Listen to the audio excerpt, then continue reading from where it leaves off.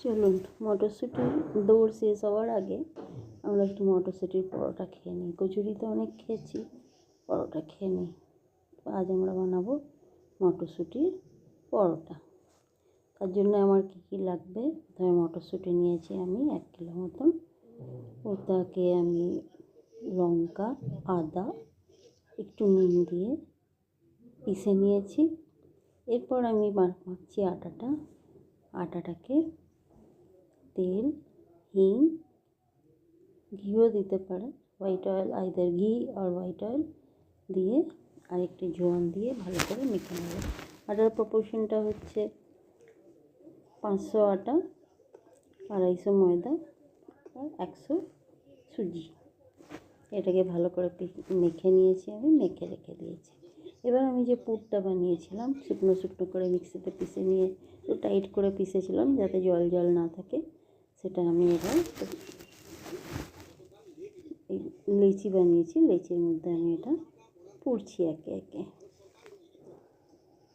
এবার এটাকে বেলে নেব, আলতো হাতে বেলবো যাতে বেরিয়ে না যায়, যদিও ঠিক করে আটকে রাখা হয়। এবার এটাকে আমরা বেলে নেব, একটু বড় করেই বেলবো কারণ পরোটা বানাচ্ছি তো। এবার আর একটা বেলে দেখাচ্ছি আপনাদের।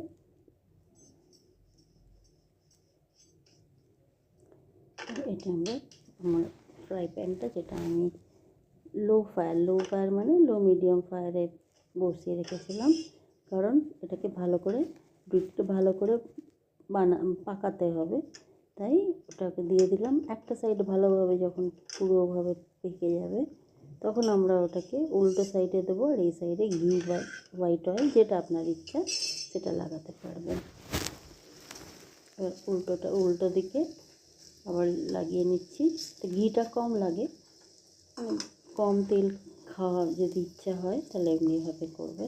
এবার দেখুন এটা আস্তে আস্তে কি সুন্দর ফুলে যাবে।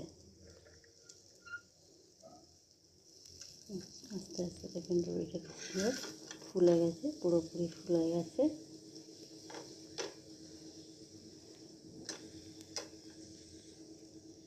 তো আমরা এমনি করে একটা একটা করে বানিয়ে নেব।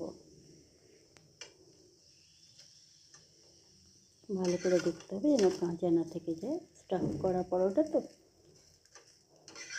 লো টু মিডিয়াম ফায়ারে এটাকে ভালো করে সেঁকে নিতে হবে।